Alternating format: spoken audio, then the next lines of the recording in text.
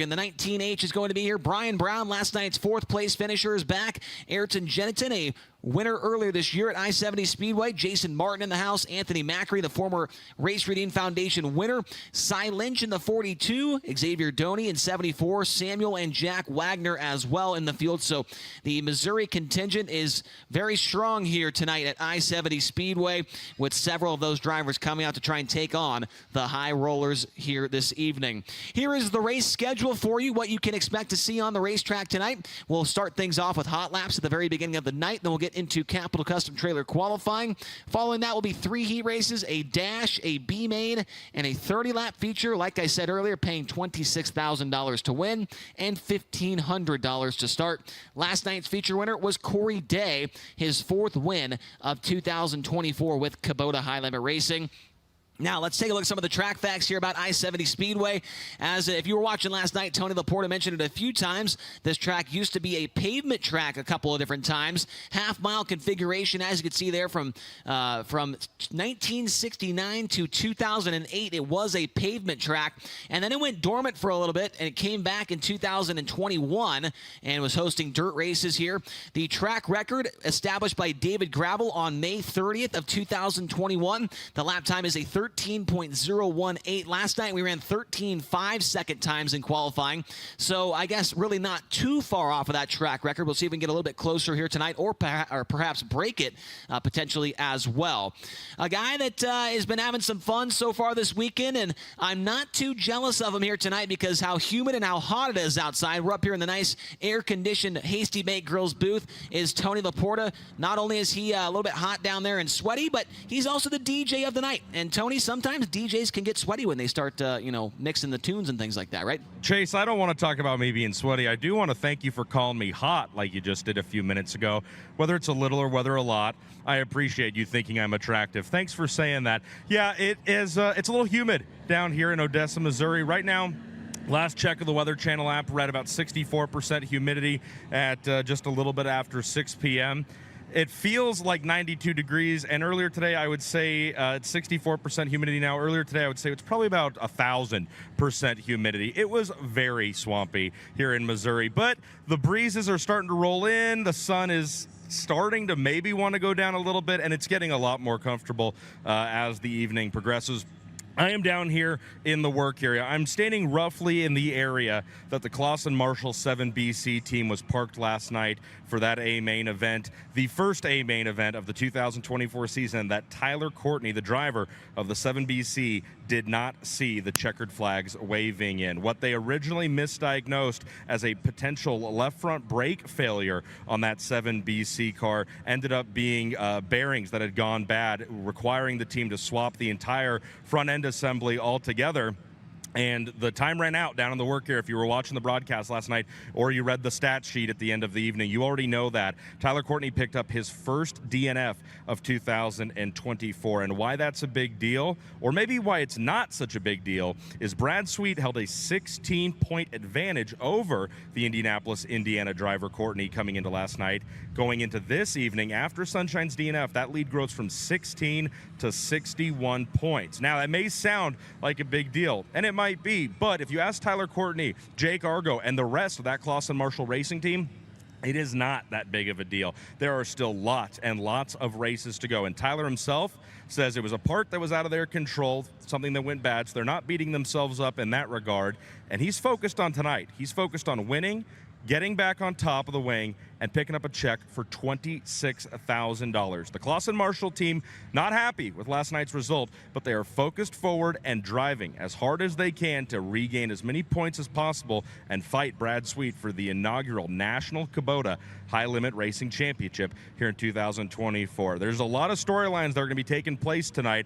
We're going to do our best to keep our eyes on all of them. Folks, don't go anywhere. More live coverage of Kubota High Limit Racing is coming up here on Flow.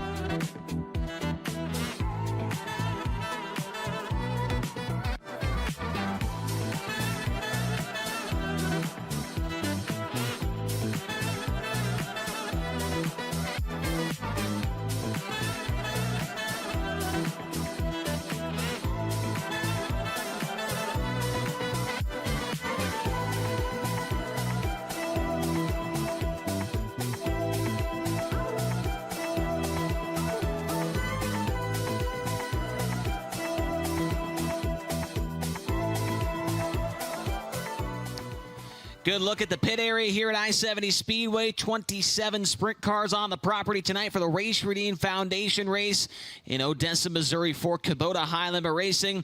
$26,000 going to be awarded to one of these drivers you're seeing on your screen here tonight after they conquer I-70 after a 30-lap feature event. We talked about it at the top of the broadcast. This is the 6th edition of the Race Redeem Foundation event. It all started back in 2019. Tony Stewart was the winner at 34 Raceway in Iowa. 2020, Kyle Larson got the win in Plymouth, Wisconsin. 2021, Zeb Wise, the winner at Kokomo Speedway.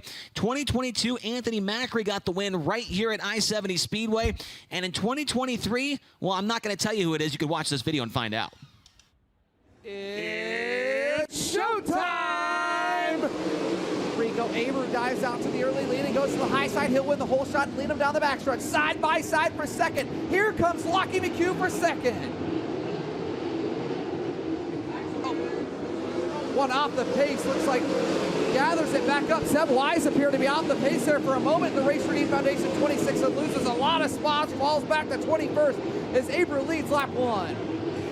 Tyler Courtney right to the outside of the 25 of Lockie McHugh. He plants that Hoosier tire on the rims here at Plymouth third track. Tyler Courtney all over Lockie McHugh. Slide job for third. He's got him off at turn 4. Tyler Courtney into the third spot. McHugh tries to cross him up and come to the inside, but Courtney takes the spot.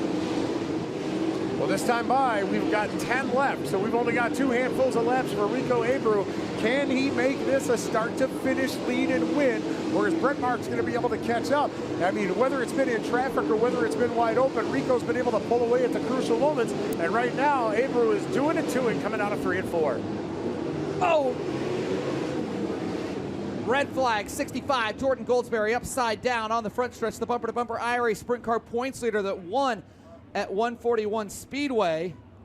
And here's the replay for those of you on FloRacing and watching the grandstands on the big screen. And yeah, it looked like Hickle maybe trying to get down to the infield, and Goldsberry nowhere to go. Flat right rear on J.J. Hickles.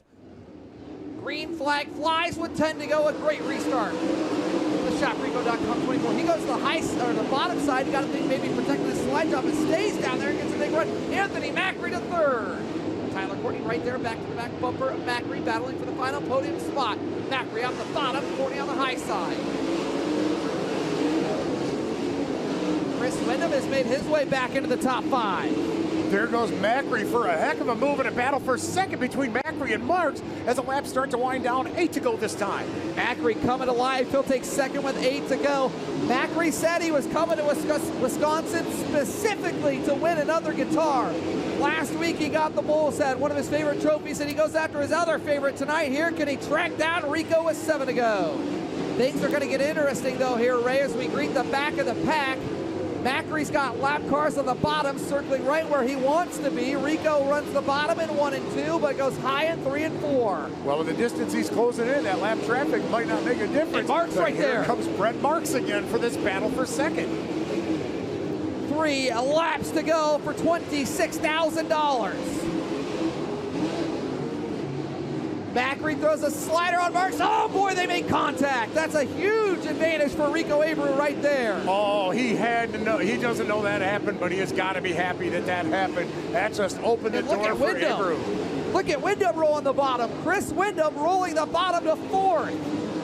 Oh boy, Macri into the back bumper of the 19 of Brent Marks. Chris Wyndham to 2nd. We are having an absolute heavyweight title bout for second as Rico runs away, white flag flying. Rico works off of turn number 2. The 5th annual Race Redeem Foundation race. $26,000 off of turn number 4. Rico Abreu wins the Race Redeem Foundation race.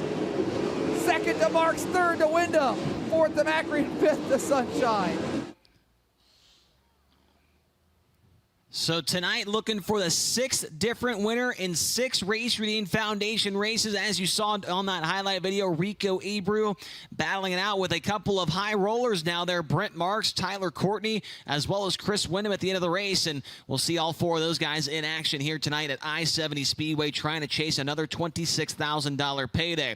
Now, last night, as Tony Laporta mentioned there during his little opening hit there, a little bit of a problem last night for the former points leader with Kubota High Highlander Racing, that being Tyler Courtney. As we take a look at the point standings with the series, Brad Sweet with 1,477 points has extended that lead from 16 to 61 after the first DNF of the year for Tyler. He is now 61 points behind Brent Marks is third in points, minus 109. Corey Day minus 192 in fourth, and Rico Abreu minus 229 in the fifth position. Then behind him it is Spencer Baston, Justin Peck, Parker Price Miller, James McFadden, and Zeb Wise, the top 10 in driver points right now with Kubota Highlander Racing. Now looking at the last 10 winners with the series, you'll find this quite interesting. Last night, Corey Day made it 8 different winners in the last 8 races with the series. Corey Day winning last night, James McFadden winning Sunday at Butler.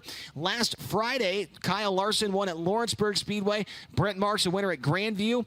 Danny Dietrich at Port Royal. Utica Rome went to Rico Abreu. Outlaw Speedway in New York to Brad Sweet. Kokomo went to Tyler Courtney. Brent Marks at Tri-City, and Brad Sweet at 34. So a lot of different combinations here potentially to see us get to 9 different winners in 9 races. And what will be the cherry on top would be 6 different winners as well at the same time for the Race Routine Foundation race. So a whole lot to look forward to here tonight at I-70. Get a good look at the pond located outside the back straightaway here at the racetrack. We've got cars getting very close to hitting the speedway here for Dirt Draft Hot Laps right after this commercial break on Flow.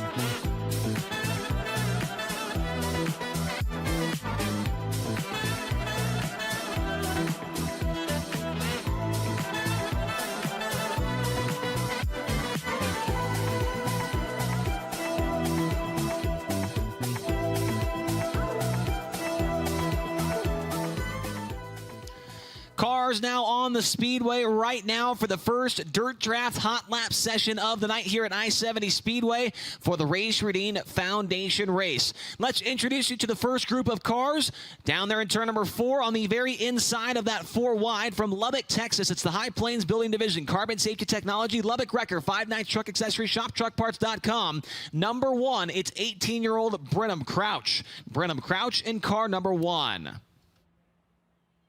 And outside of him, from Indianapolis, Indiana, it's the NOS Energy Drink, Elliott's Custom Trailers and Carts, Spire Motorsports, number 7 BC, Sunshine, Tyler Courtney. Tyler Courtney in the 7 BC.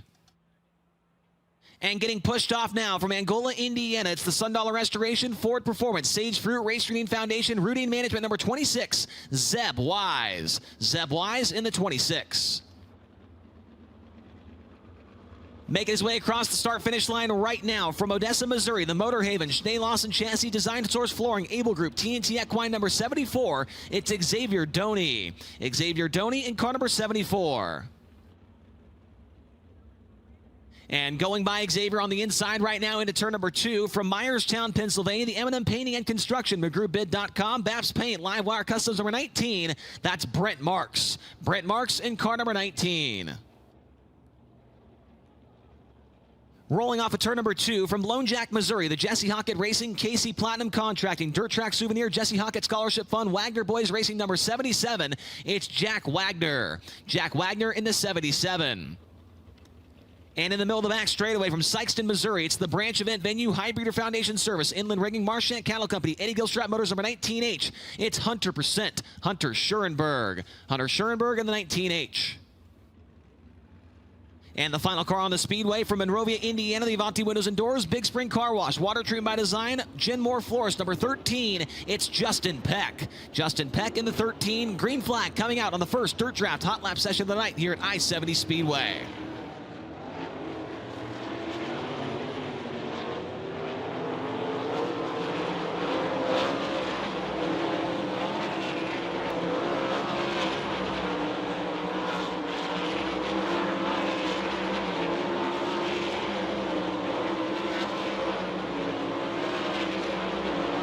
Lap times coming across the screen now. 14:358 for Tyler Courtney, currently the fastest overall in Dirt Draft Hot Laps. Brendan Crouch right behind him at 14:416.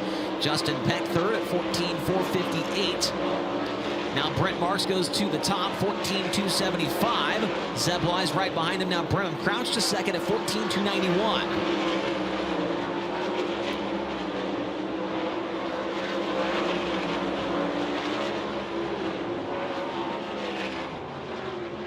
Checkered flag is out, yellow lights come on. The fastest driver in the first Dirt Draft Hot Lap session of the night, driving car number 19, it's Brent Marks. 14:275 was the lap time for him. Second quick is Brenham Crouch in car number 1, 14:291. Zeb Wise third quick in 26 at 14:334. Tyler Courtney fourth quick at 14:357 in the 7BC. And fifth quick, the 74 of Xavier Doney, 14:454. Next group of drivers rolling onto the Speedway. They are led out by the driver out of Visalia, California. This Commercial Edge, Rasmussen Service Center, Elliott's Custom Trailers, Fulkins Brothers Trucking, Fat Ed's Iowa number 8 of Corey Eliason. Corey Eliason in car number 8.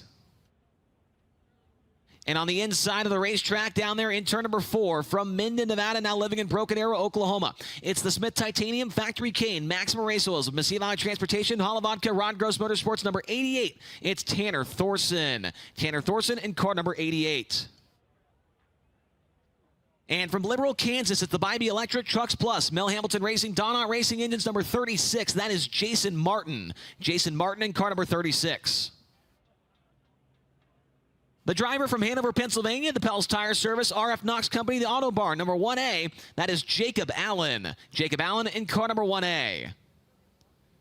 And the 2022 Race Redeem Foundation winner gets fired off now from Dillsburg, Pennsylvania, the J&S Classics Valley Supply, C&D Rigging Class 1 Transportation number 39M. It's Anthony Macri. Anthony Macri in car number 39M. And from Rio Linda, California, the Beaver Drill and Tools, Saw Drill Manufacturing, Bleeding Disorders of the Heartland, number 12X. It's the Rocket, Roger Crockett. Roger Crockett in the 12X. Crossing the start-finish line now from Alice Springs, Northern Territory, Australia, the Mobile One Toyota Racing Development, Roth Enterprises, HR Livestock Transportation, number 83. It's James McFadden. James McFadden in car number 83. Final car in this session from Kokomo, Indiana, the Chalk Sticks Tours and Bars Town Line Variety, Indy Race Parts, High Performance Lubricants, number 9P, the law firm, Parker Price Miller. Parker Price Miller in the 9P. Green flag comes out on the second Dirt Draft Hot Lap session of the night.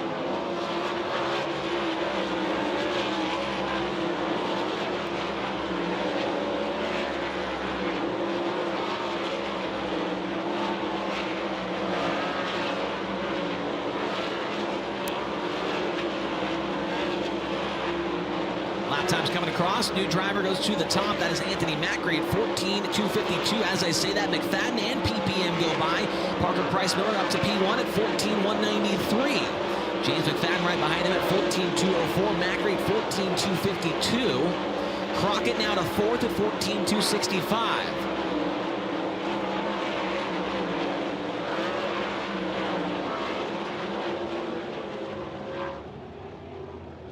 So a new name at the top of the speed charts here in Dirt Draft Hot Laps. It is the number 9P of Parker Price Miller, 14.193. Behind him, James McFadden in car number 83, 14.204.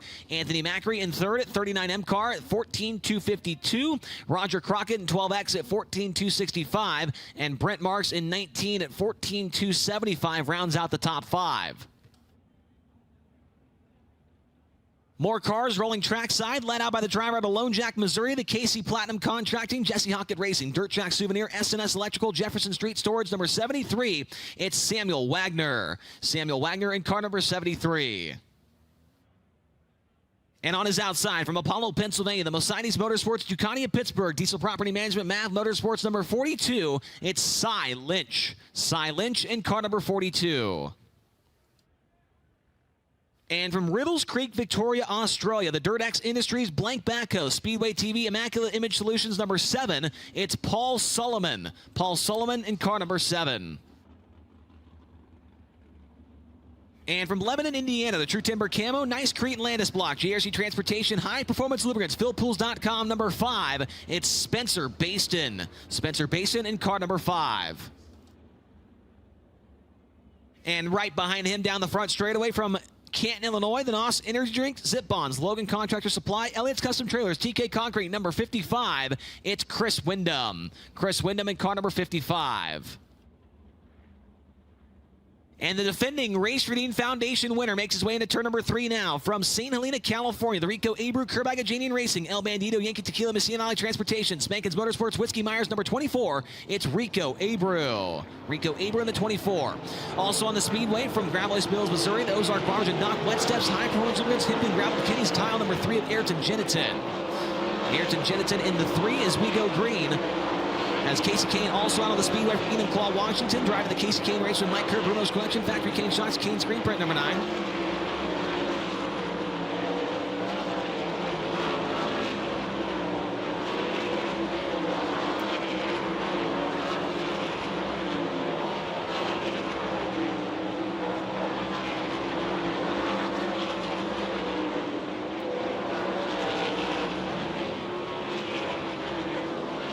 Checkered flag waves here as actually we got one car off the pace on the back straightaway. The number 9 of Casey Kane. Also some smoke potentially come out of Chris Wyndham's car there as he came down the front straightaway. But the 9 of Casey Kane nosing that car back towards the pit area. And so we will stay under caution right now. Fastest driver in this group and 3rd overall, the 42 of Cy Lynch, 14.215. He's followed by Rico Abreu in 4th at 14.217. Those two are the fastest so far in this group of hot laps. And looks like we will throw the checkered on this session. Cars will head back to the pit area. We will have one more group of hot laps, and for those of you that are not familiar with Kubota Highland Racing, whenever we race at one track 2 nights in a row with the series, the top 3 finishers from the first night of action do not have to qualify. They will actually start from the 4th position in their heat race, and so these 3 drivers, they were the top 3. We'll explain here in just a moment a little bit more. They were the top 3 from last night, so they do not have to qualify. They will start 4th in their heat race. As long as they finish inside the top 6 transfers, they will go to the dash along with the heat race winner. So last night's winner in the middle of the 3 down there in the turn number 3 in car number 14 out of Clovis, California. It's the Sander Engineering, 4 Cs Construction, Autry Plumbing, SinCal, Driven to Save Lives, number 14 of Corey Day. Corey Day in the 14, and making his way off of turn number 4 now from Higginsville, Missouri. It's the Casey's, FVP, Andy's Frozen Custard, Mountain Dew Overdrive, Impact Signs, Disfeld Transfer, number 21 of Blackjack, Brian Brown. Brian Brown in car number 21.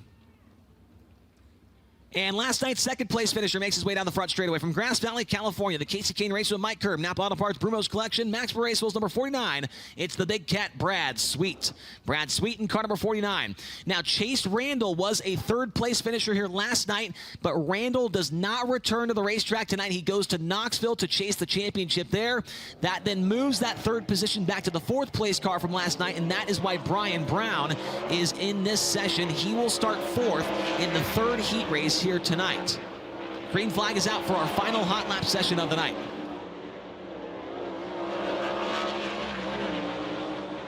There is Corey Day, got his 4th win of the season last night here at I-70. Brian Brown got his best finish of the year with High Limit Racing here yesterday. That 4th place result. And Brown goes to the top, 14,164 here in Dirt Draft Hot Laps. Dirt Draft, it'll be the presenting sponsor of Hot Laps for every High Limit Racing event in 2024. The Dirt Draft app allows you to play against hundreds of dirt racing fans across the country. Simply select 5 drivers each night while staying under a $100,000 salary cap and accumulate points in the process. And that's going to do it for Dirt Draft Hot Laps here tonight. Brian Brown, fastest overall, 14,094. Second quickest, Brad Sweet, 14,178. And then Parker Price Miller, 14,193 in the 3rd spot. James McFadden, 14,204 in 4th position. And in 5th, the 42 of Cy Lynch, 14,215. Following him, Rico Abreu, Anthony Macri, Roger Crockett, Brent Marks, and Ayrton Jennett to the top 10 in Dirt Draft Hot Laps here tonight. So those 3 drivers do not have to qualify. Next up will be Capital Custom Trailer qualifying. They are the #1 Renegade Toter Home dealer and the #1 Intech trailer dealer. No one sells more Toter Homes or Intech trailers than Capital Renegade Custom Trailers and Coaches. If you're in the market for a Toter Home or a trailer, trust the people that are there in the pits with you and that support the sport. Check out their complete lineup at capitalrenegade.com. So next up, we'll be qualifying 2 cars at a time on the racetrack, going for 2 laps. That driver's best lap time will line them up for a heat race later on this evening. The track record here at I-70 Speedway set back on May 30th of 2021 by David Gravel, a 13.081. 13081 is the time as far as the track record goes. Unfortunately, we're nowhere near. They're about a second off the pace after hot laps. So unless a miracle happens here during this session, I believe that track record will stay up for at least 1 more year, or unless maybe when we come back later in October here to I-70, we could potentially break it there as well for the Midweek Money Series finale.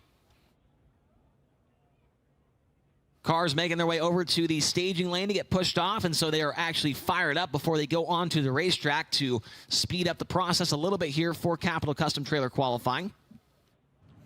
Hey, and Chase, just quickly, you mentioned the Midweek Money Series finale coming back here to I-70 later in the fall. I know there's a screaming deal on tickets if people get online and order those now. I think through like the end of June or July maybe. Really good deal if folks get online and pick up their tickets for that Midweek Money Series finale. Good call on that. Yeah, Tony, absolutely. And if you're watching at home on Flow, you could scan that QR code on your screen right now and get tickets to any upcoming race for Kubota High Limit Racing. We've got our race at Eagle on June 11th here Tuesday night. Take about 2 weeks off and come back and get after it again. So plenty of good races coming up here for Kubota High Limit Racing, and you can join us if you scan that QR code and get your tickets now. Here we go, the first 2 cars on the racetrack for Capital Custom Trailer qualifying. Led out by the driver out of Sikeston, Missouri. It's the branch event venue, Hybrid Foundation Service, Inland Rigging, Martian Candle Company, Eddie Gill Strap Motors, number 19H of Hunter Schurenberg, and also on the racetrack from Indianapolis, Indiana, the NOS Energy Drink, Elliott's Custom Trailers and Carts, Spire Motorsports, number 7 BC of Tyler Courtney. Lap 1 for Schurenberg is a 14.047, 14047. Lap number 1 for Tyler Courtney is a 14.079, 14079. Good lap there for Schurenberg. We haven't seen anybody in a 13-second bracket yet. Could he do it here on lap number 2? He does not. 14.086, 14086. And for Tyler Courtney on lap number 2, he is going to slow down to a 14.151. Hunter Schurenberg, 14.047, quickest so far. Tyler Courtney, 14.079, second so far. Next onto the racetrack from Monrovia, Indiana, the Avanti Windows and Doors, Big Spring Car Wash, Water Treatment by Design, CoastalRaceParts.com, number 13 of Justin Peck. And joining him from Lubbock, Texas, the High Plains Building Division, Carbon Safety Technology, Lubbock Wrecker, 5 Nights Truck Accessories, ShopTruckParts.com, number 1 of Brenham Crouch. Brenham Crouch in the 1, Justin Peck in the 13. Peck on lap 1, he goes to the top, 13.967, 13967. For Brenham Crouch on lap 1, he is going to go 4th quick at 14.096, 14096. Justin Peck on lap number 2, trying to improve on his second time by, and he will not. 14.023. First lap better, 13.967 for Brenham Crouch. He's now 3rd quick, 14.052. 14052. Justin Peck now on top with the speed charts. First driver tonight into the 13-second bracket. Brenham Crouch is 3rd quick of 4 so far. Next up from Myerstown, Pennsylvania, the M&N Painting and Construction, McGrewBid.com, Bass Paint, Livewire Customs, number 19 of Brent Marks. And from Odessa, Missouri, the Motor Haven, Schnee Lawson Chassis, Design Source Flooring, Able Group, TNT Equine, number 74 of Xavier Doney. Xavier Doney in the 74, Brent Marks in the 19. Lap 1 for Marks is 5th quick, 14.110, 14.110. Doney on lap 1, 14.479, 14.479. Last night, Brent Marks finished up 8th in the feature event here at I-70 Speedway. Lap number 2 will be slower, 14.114. And for Doney on lap number 2, he will go a little bit better, 14.319. Brent Marks 5th and Xavier Doney 6th after 6 cars so far in Capital Custom Trailer qualifying.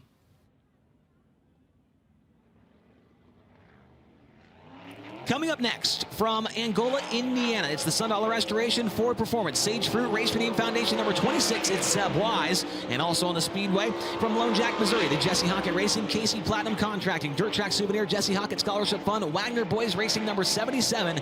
It's Jack Wagner. Jack Wagner in the 77, Zeb Wise in the 26. Lap 1 for Wise will be 6th quick, 14.179, 14.179 for Jack Wagner on lap 1. He is 8th quick at 14.731, 14.731. Zeb Wise last night, a 6th place result on night 1 of the Race Redeem Foundation race. Lap number 2 will be slower, 14.289, 14.289. Jack Wagner on lap 2, he will slow down as well, 14.804, 14.804. Zeb Wise 6th and Jack Wagner 8th of 8 so far.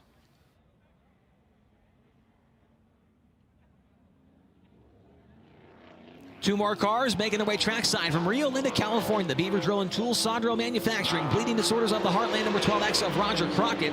And also on the Speedway from Liberal, Kansas, the Miami Electric, Trucks Plus, Mel Hamilton Racing, Donna Racing Engines, number 36, Jason Martin. Jason Martin in the 36 and Roger Crockett in the 12X. Lap 1 for Roger Crockett is 4th quick, 14.063, 14.063. Jason Martin is 9th quick on lap 1, 14.530. Crockett qualified very well last night as well. We'll see if he can put down another heater here on lap number 2. And he does. 2nd quick, 14.031 for Roger Crockett. Lap 2 for Jason Martin. He will go faster as well, 14.477. 9th quick for Jason Martin and 2nd quick for Roger Crockett. That car has had speed in qualifying all weekend long.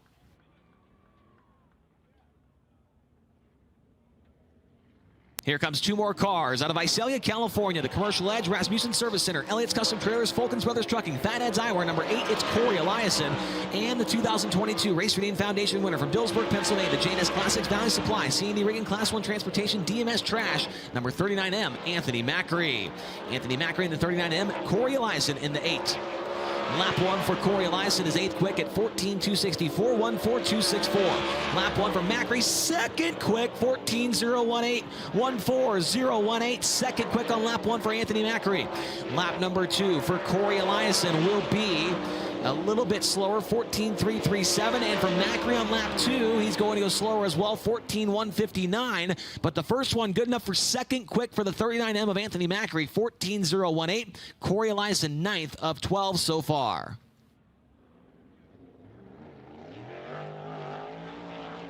Next up, from Alice Springs, Northern Territory, Australia, the Mobile One, Toyota Racing Development, Rock Enterprises, HR Livestock Transportation, number 83 of James McFadden. And also on the racetrack, last night's Hard Charger from Broken Arrow, Oklahoma, the Smith Titanium Factory Cane, Maxwell Race Oils, Massey Valley Transportation, Hall of Vodka, Rod Gross Motorsports, number 88 of Tanner Thorson. Here comes McFadden on lap number 1. He is going to go 6th quick, 14.063, 14.063. For Thorson on lap 1, 12th quick at 14.329, 14.329. Thorson 23rd to 11th in the feature last night. And McFadden on lap number 2 is going to go slower, 14.236. Tanner Thorson on lap 2, he goes better to 11th quick, 14.312, 14.312. 11th for Tanner Thorson and 6th for James McFadden.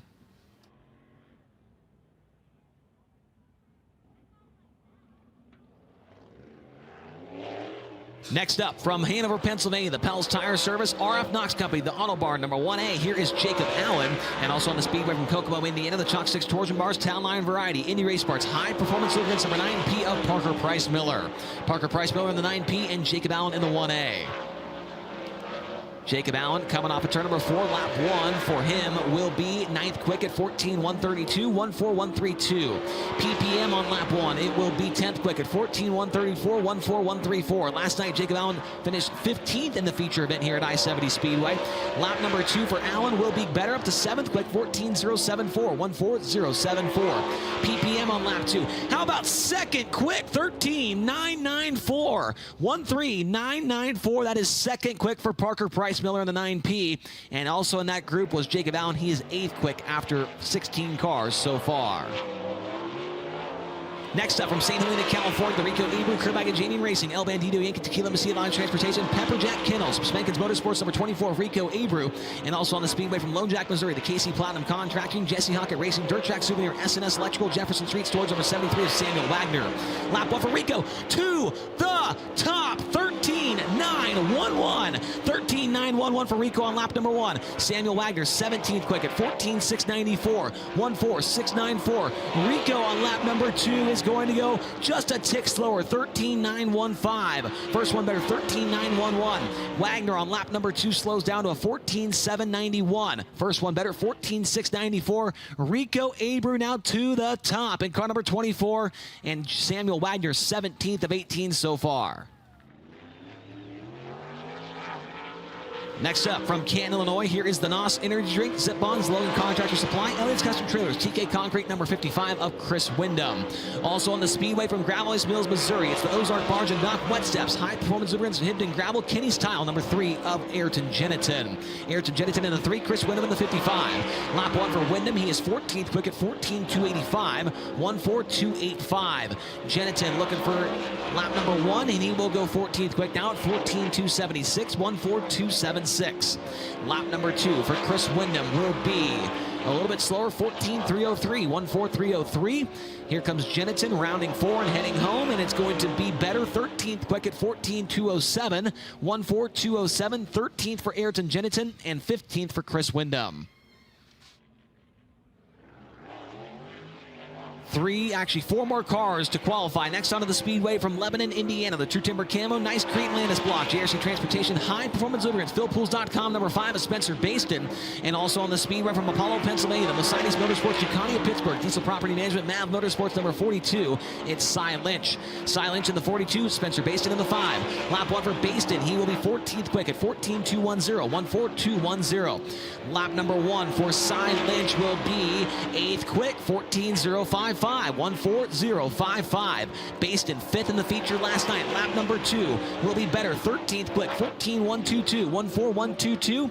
And for Cy Lynch, keeps it pinned off at turn number 4, and it's 5th quick, 14.025, 14025. 5th quick for Cy Lynch and 13th for Spencer Baston.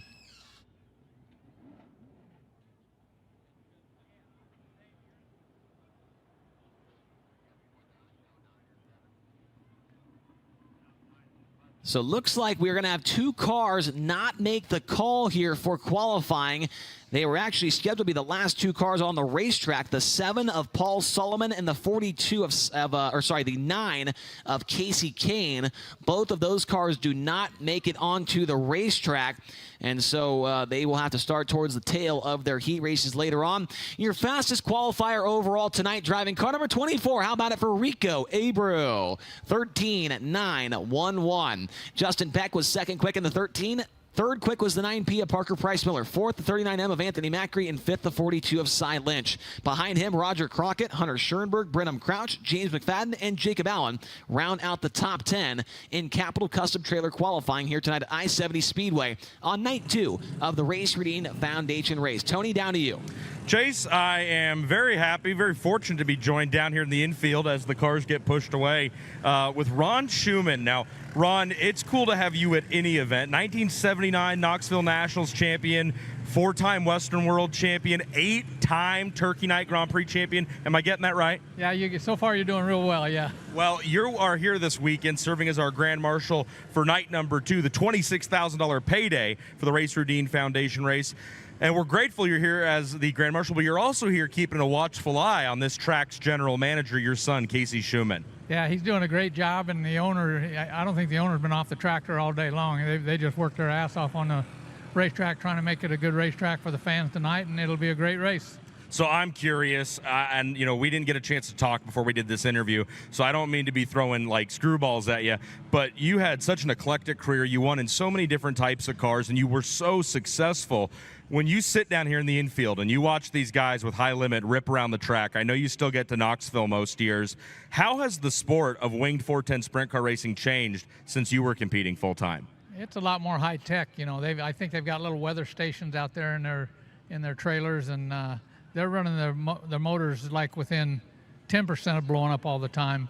And I'm running my motors back in when we were running probably 100 horsepower less, and probably 60% that it was going to blow up. So our motors back then last 20 nights, and these guys are lasting 6 or 8, I think. I'm not sure, but not near 20. Yeah, the technology is certainly much different, and that allows those guys to run within a much tighter tolerance than you probably got to enjoy. You talked about the track owner, Steve Bailey, working the track, and him and his family have put a ton of effort into this track. I think one of the best moves they made was bringing Casey in to serve as the track's general manager, but this is quite a facility here in Odessa, Missouri. Don't you agree? A lot of history, too. Like, I came here with USAC in 1978 and ran a pavement race. And then I started running in the 80s. John Singer had a shop not very far away from here, and he was my lead mechanic. And so we'd work on the car there, and we'd come here and run on Saturday nights sometimes. We ran some non-wing stuff here when CRA came, CRA USAC, and there was more bank on it then, and there was a nice cushion about halfway up. And then I had my little carpool lane up there between there and the fence that nobody else could get up there, and it was a freeway for me, so it was very, very, very, very nice. Yeah, I feel like we were going over this much earlier in the afternoon, but I think you're one of the only guys, maybe the only guy, I don't want to go out on too big of a limb, but to have won here on the pavement and in the dirt. Whoa. Didn't get one in the pavement? No, I wasn't very good on pavement. Okay, I understand. I was giving you a little bit more credit just because I'm a huge Schumann fan, but this place has changed a lot over the years, and you've been here for most of that. Back when I was here, we pitted in the infield, and I'd never been on that side of the fence, which is way different now. I mean, Steve puts millions of dollars into this facility, so it's in a handful of 5 probably in the whole United States that the Kansas City people get to come and visit when there's big races out here. Yeah, it's a crown jewel of a property. It's in a great location. Sprint car racing is picking up all over the country, but hopefully we can see it continue to rise in Missouri. Ron, thanks for coming out here. Thanks for being a part of the event, and it's great to talk to you. I hope you enjoy the rest of the night. Will you be up there waving the green flag for the feature? I haven't been told that yet, but I guess it could be. I don't know. I haven't been told. You could do anything. I trust you'd do great up there. Thank you for talking to us, and have a great rest of your night. I didn't know I was Grand Marshal until yesterday. So I thought you were going to say until I just told you. No. I knew that yesterday. But anyway, thanks to fans for coming out. Great racetrack. They'll get to see a great race tonight, and hopefully they'll come back the rest of the year when there's racing going on out here. Hey, folks, racing royalty right here. Ron Schumann, make some noise for him, folks. We sure are grateful Ron is here. His son Casey is doing just a phenomenal job with this property. And Chase, that's all from down here in the infield. Back up to you. It is great to see the flying shoe at any racetrack, but especially here tonight at I-70 Speedway. He's having a great time along with all the race fans that are here tonight in Odessa, Missouri. Race fans, real quick, I want to mention this, that if you are seated in row J or higher, those are reserved seats only. Row J and higher, reserved seats only. Row I and lower, that is general admission. So please adhere to that. Thank you very much. We'll take a break here on Flow. We're going to come back here with some extra content for those of you watching home on Flow. Also, for those of you here in the grandstands, Fan Fest is starting right about now. So all of the drivers that just came out of the Speedway and qualified and hot lapped, they're going to make their way from the pit area all the way around the racetrack here to their t-shirt trailers, which are located behind the main grandstands here on the turn number 1 side. So if you want a picture or an autograph with your favorite driver, they will be over here on this side of the facility here in about 5 minutes, and that will go until 7:45. So make sure to get over there and meet some of your favorite drivers. For those of you on Flow, we'll be right back here with more to look at on Flow Racing.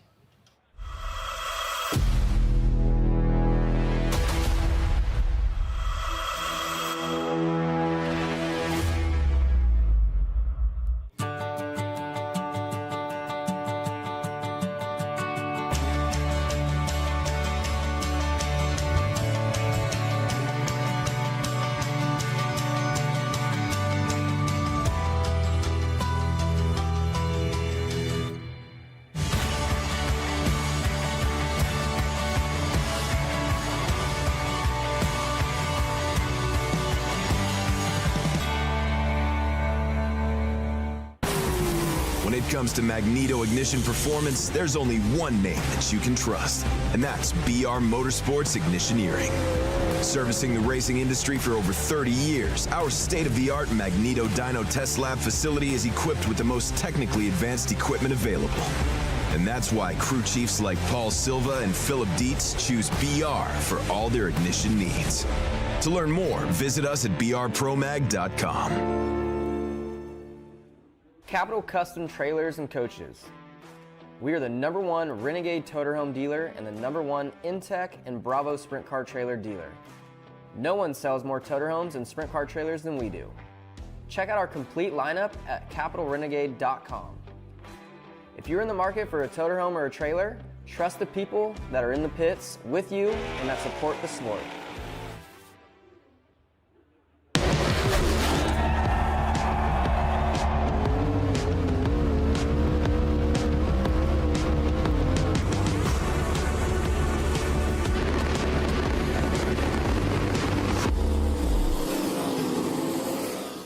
Your best days of the year start here at Kubota Orange Days. It's the year's biggest selection of Kubota tractors, zero-turn mowers, and utility vehicles, including the #1 selling compact tractor in the USA. Plus the year's best deals, like 0% APR for 84 months or up to $3,300 off select compact tractors. Orange goes all day. Sales ending soon. Visit your local dealer today. Find your nearest dealer at KubotaOrangeDays.com.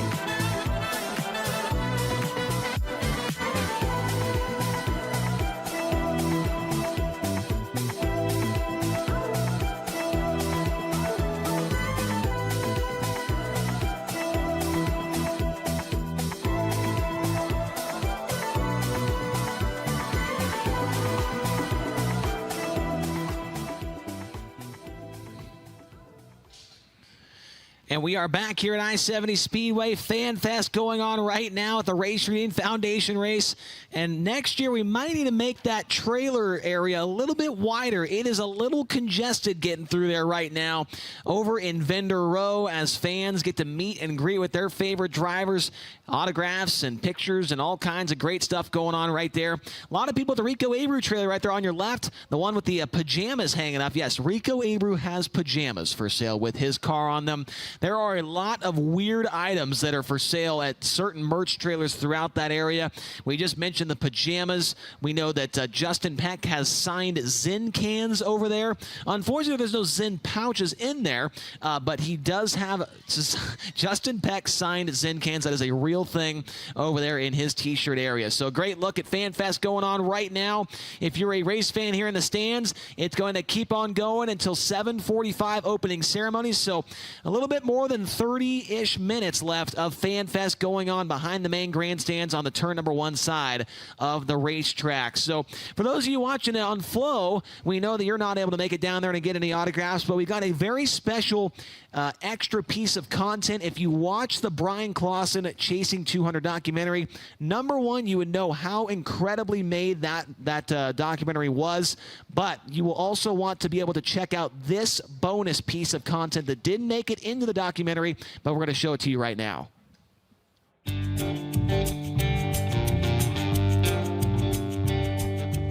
All right, we're at Indianapolis Motor Speedway. When you're at this place, especially walking right where we're walking, this got to be some of the best memories of your life.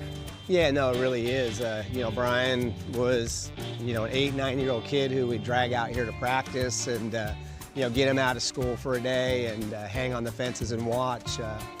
And I don't really think either of us ever thought he'd get the opportunity to race here in the traditional sense. So, you know, the first year, 2012, when Sarah Fisher and Andy O'Gara, you know, put him in the car and, you know, to walk through that tunnel and, you know, watch him roll around this place, you know, kind of takes you back. It is right now. It's taking me back to those times when he was an 8-year-old kid.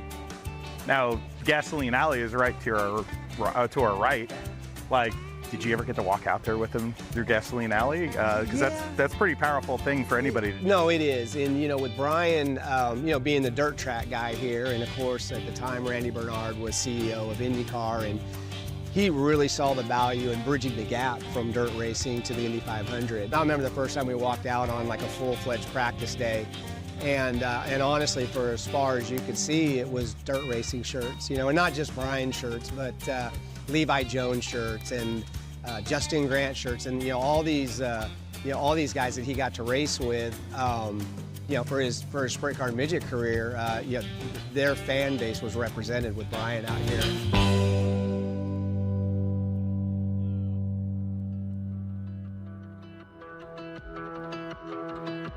You know, Brian embraced the fact that he was a dirt guy, that he came from dirt. In fact, you know, he put together the Indiana Double, where he raced here on Sunday, and then they would, you know, get in a car and try everything they could to get to Kokomo to run a sprint car that night, and then that turned into bus trips for fans, and it grew from 1 bus to 2 to 4. But what was cool about it is not only were we introducing or bringing dirt fans back to the Speedway, but we were taking Speedway fans to a dirt track, and a lot of the comments to this day I get, we'll be in Kansas City racing, and I'll have a family come up and say, hey, you know, we were on one of those bus rides, and we weren't dirt fans then, but we did Brian's Indiana Double, and you know, we don't miss a race at Lakeside now. And you know, and so Brian really felt the responsibility of that, not just as a driver. Of course, you want to come here and compete and win, but you know, he really loved the fact that he was part of that bridge between the two.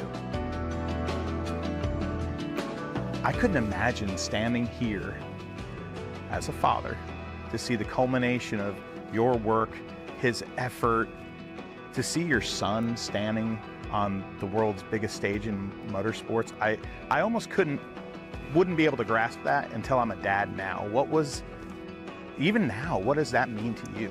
You know, as a father, you know, you're obviously very proud, and when you reach a height that you didn't expect to reach, or your son to reach, I mean, it's pretty emotional. You know, it really is, and you know, we were fortunate to do it with like-minded people, and so they knew what I was going through, you know, as a competitor, but then also as a father and a dad, and it was magical. I mean, there's no other word to describe it. I mean, we landed in a place that, you know, him and I both dreamed of landing someday.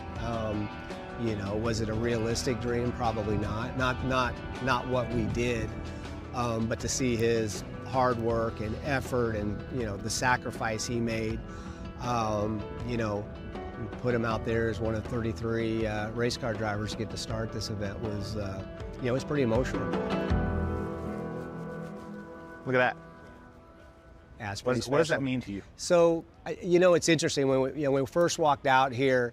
I'll never forget the first time in 2012 that I looked up at the board and the 39 was on top of it. And, you know, with that, you know, comes, you know, a satisfaction, right? I mean, I remember to this day standing right over there and looking up. And, you know, we fast forward a few years, and of course we lose Brian. And, you know, like the rest of the racing community did, this place just swept us up. And, you know, at lap 100, it was, you know, green and BC and his logo. And yeah, I don't know if they've ever done that for anybody else, but, you know, when you talk about the father piece of it, there's a lot of race car drivers that have raced through here and have sadly lost their life. You know, I'm pretty damn proud that there's one that the Speedway, you know, thought so much of that they were going to honor him during their greatest, you know, their greatest event. You know, and now we come out here to do something that you know, Doug and Brian dreamed up on a old makeshift dirt track for, you know, that they did for Tony Stewart to celebrate his retirement. And, you know, we come out here and this is what it's become. You know, it's impactful. You know, the racer in me, you know, I'm like, wow, you know, because you don't see this anywhere. The dad in me is so proud that his impact and touch to the sport was more than what he did out there. You know, it's the way he carried himself. It's the way that his big picture thinking. I talk about that day out there in the dirt track. You know, Doug, he wanted to run a race. And there was some pretty good money on the line. And if I'm being honest, Brian was probably going to be the favorite to take it.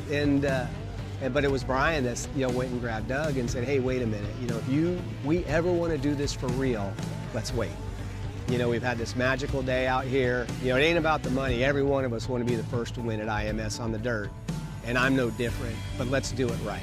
You know, let's do it right. But to watch Doug and Brian kind of walk out towards where they're racing tonight and kind of point, and you can see Brian going this, and they turn around and they're like, well, this. Honestly, as a father, like, to see my son building something in the moment with the president of the Indianapolis Motor Speedway, who has since become a dear friend of ours in Doug Bowles. I mean, it's incredible.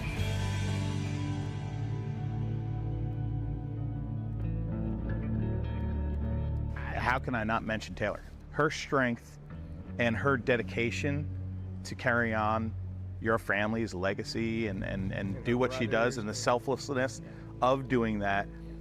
Gosh. Well, and, you know, and I'm not sure if she talked about it much, but, you know, with Brian's career and where, you know, how young he started and the opportunities that came his way, you know, as a family, a lot of, you know, a lot of our time and effort went into that. And, you know, but we still, you know, Taylor was still there doing her thing and playing soccer and, you know, she got recruited to a D1 school playing soccer, but yet everything we did as a family revolved around Brian. And, you know, and, you know, Brian had been off racing in New Zealand and Australia. Well, you know, Taylor got pregnant with Carter. And, you know, and Brian, I remember him coming to me one time, and this was early in 2016. He said, Dad, you and Mom need to come to New Zealand this year, because this will be my last time. And he says, because I want to be home now that I'm going to have a nephew. You know, I want to be here for that. I want to be here for Christmases, and I've spent enough time over there. So finally, there was this light that we, right or wrong, always, you know, had over Brian in his career. Well, that light was now starting to shift to his little sister and her life and things she was doing. And, you know, and things are moving that way. And then August 6th, the accident happens, and we lose Brian on the 7th, and all of a sudden, for her world, the light is back over here. And for her, I don't know how she does it, honestly. Not just from being a sister, but from our family dynamics, and with Brian, who Brian was, and we still see it to this day. But for then her take that moment and turn it into what, a lot of people, they talk about Brian's racing and his career and his legacy in the sport, and there is that piece of it. But what Taylor has helped create is her brother's legacy for a lifetime. For generations, this will have an impact on humanity. And and Brian made the choice to be an organ donor, and I'm so proud of that. But she made the choice to carry that decision on to the benefit of so many. I mean, it's in the thousands, and I don't tell her near enough, but just how proud I am of her. Absolutely. We get to live our life in moments, right? And Brian, in 27 years, he lived 3 lifetimes of moments. He truly did. I trade them all back to have him standing here right now with me, but he did. But the gift that he gave was so others could have their moments and more moments. And I'm so proud of that.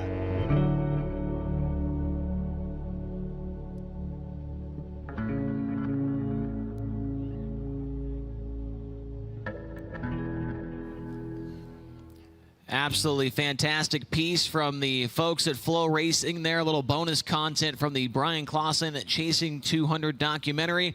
And if you have not seen that yet, I cannot express it to you enough how much you need to go watch that on FloRacing. Absolutely fantastic documentary. They got other ones on there as well.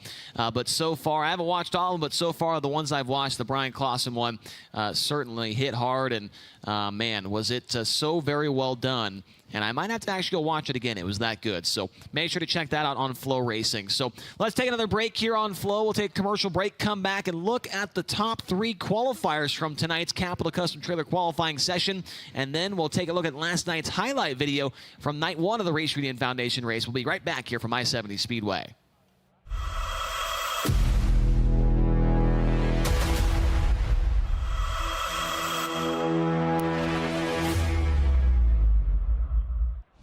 Winning doesn't just happen.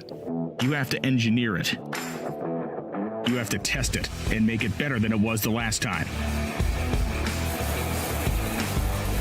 Our engineers have the passion to create the parts you need, the way you need them to be, again and again and again.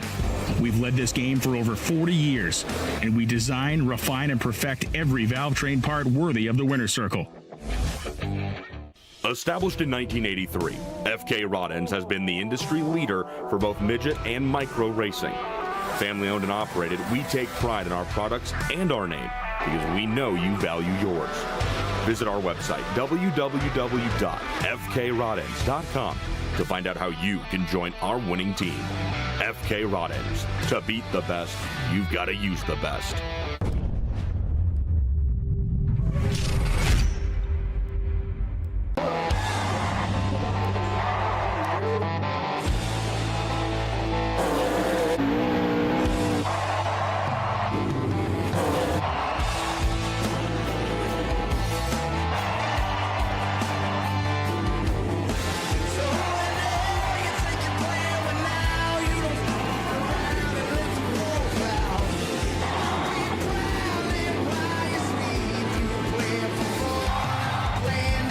Are you looking for the best made in the USA racing components? Look no further.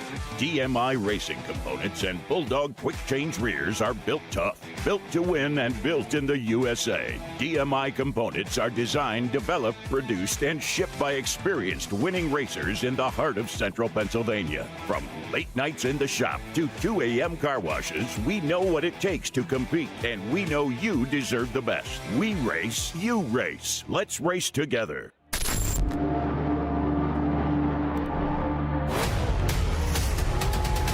19 races down, 180 181 to go. It ain't that many. Yeah, it is. That's a lot. Optimist, pessimist.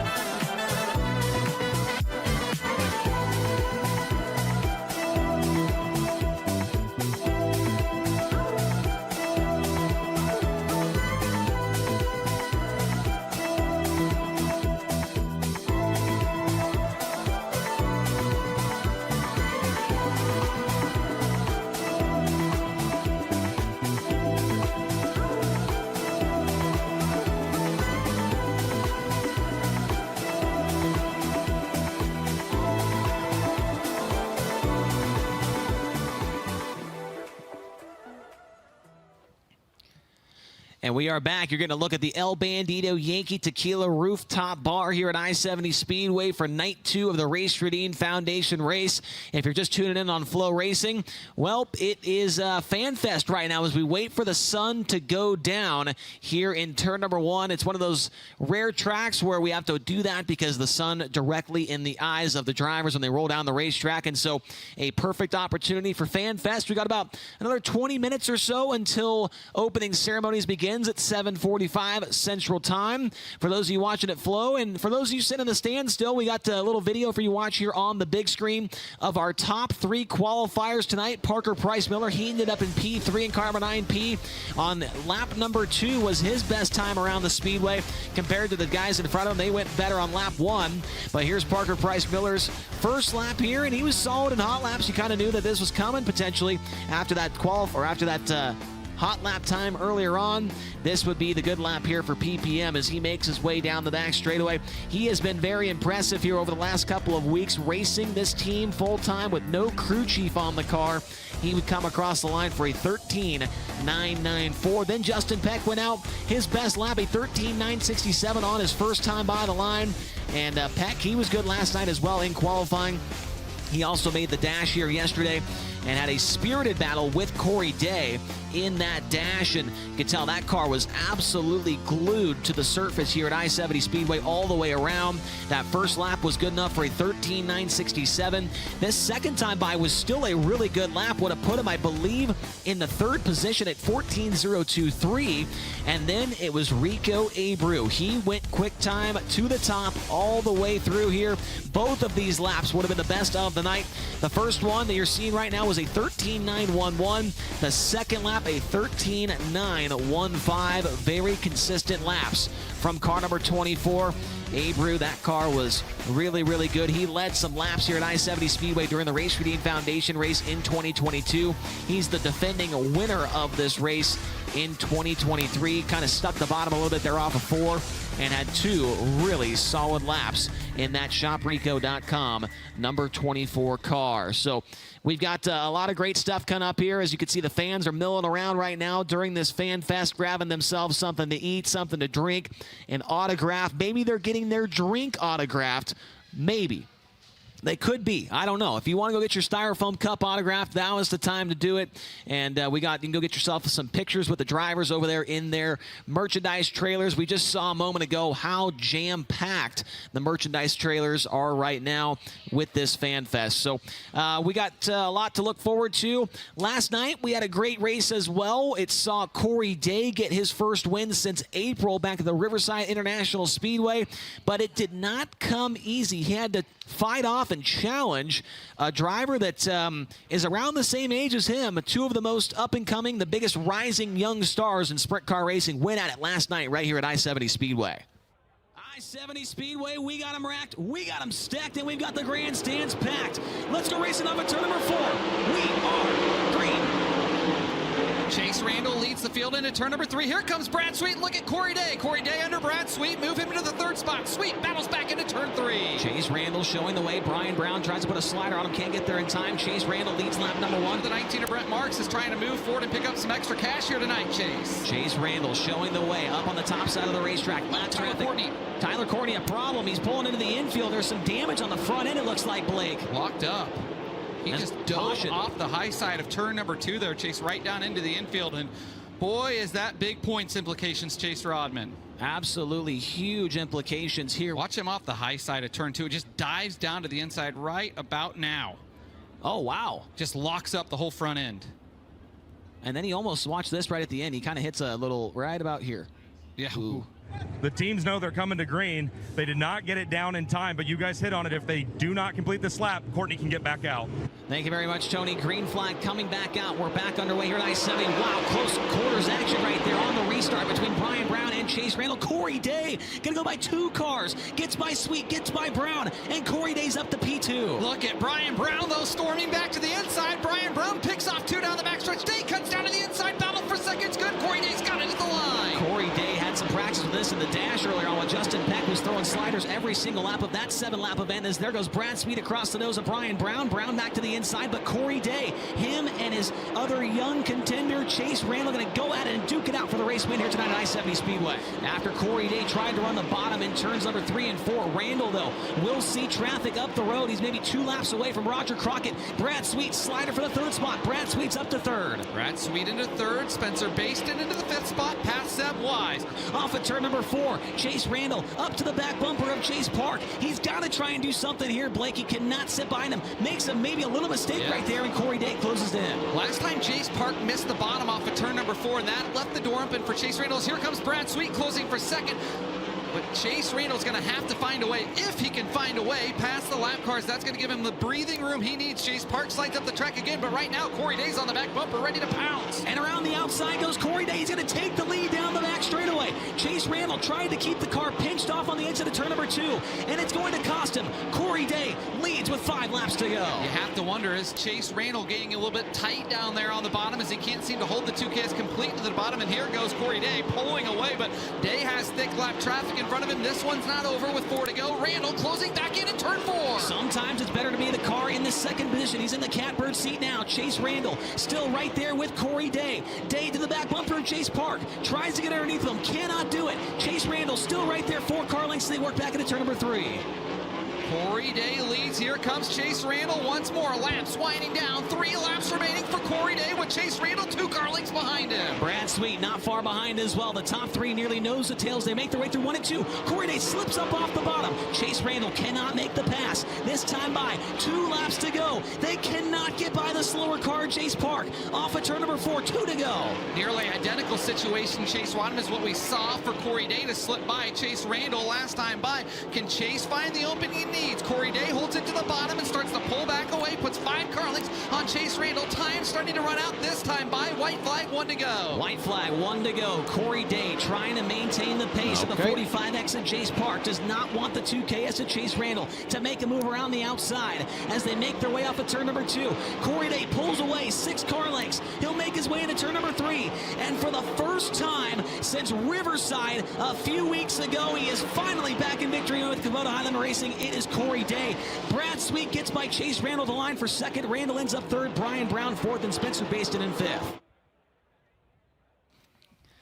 And you are looking live at the brand new drag strip here at I-70 Speedway. Our drone taking you for a pretty slow lap compared to what, or not a lap, but a slow pass, I guess you would say, compared to what you would probably see with the NHRA here. This is just a slow-mo version making its way down the quarter mile back there. So great stuff last night there at I-70, and great stuff between Corey Day, Chase Randall, and Brad Sweet kind of snuck in there at the end as well.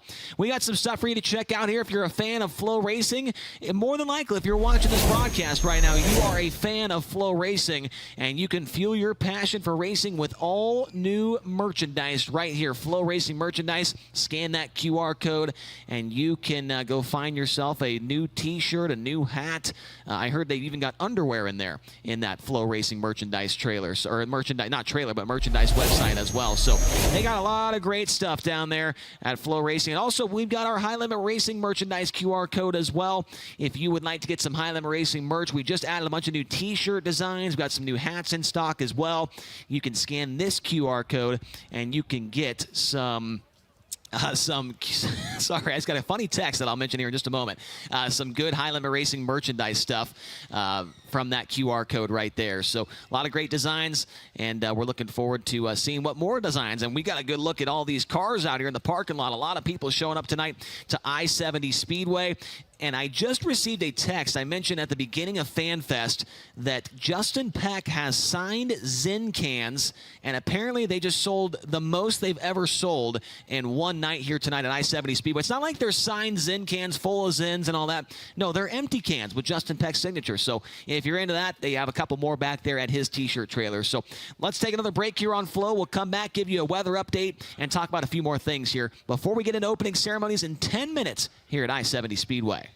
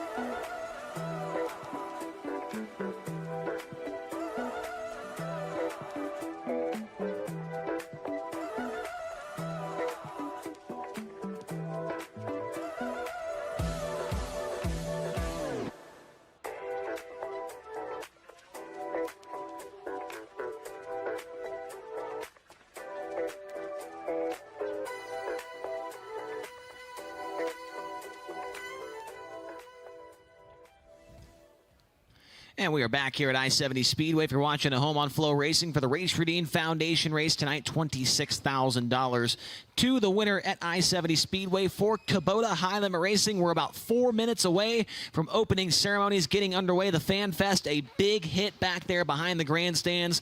A bunch of people back there taking in autographs and pictures with all the drivers. Here's a weather update for you. 84 degrees right now. Winds have cooled down a little bit to 9 miles per hour. And scattered clouds, but I would say relatively clear skies over the racetrack right about now. Let's get a good look at it from the drone shot here on FloRacing. Here, speaking of FloRacing, here's some of the races coming up over the next week or so. We've got the USAC Eastern Storm, Grandview, Bridgeport, Big Diamond, Williams Grove, Port Royal, the Action Track. They've got non-wing sprint cars and the Silver Crown cars as well. Forgot to mention that Kubota High Limit Racing next Tuesday at Eagle Raceway on June 11th. Also, the Lucas Oil Late Model Dirt Series at Smoky Mountain, the Firecracker 100, and Lernerville, June 14th, 15th, and the 20th through the 22nd. If you like pavement racing, we've got that for you as well. The Cars Tour at Dominion Raceway.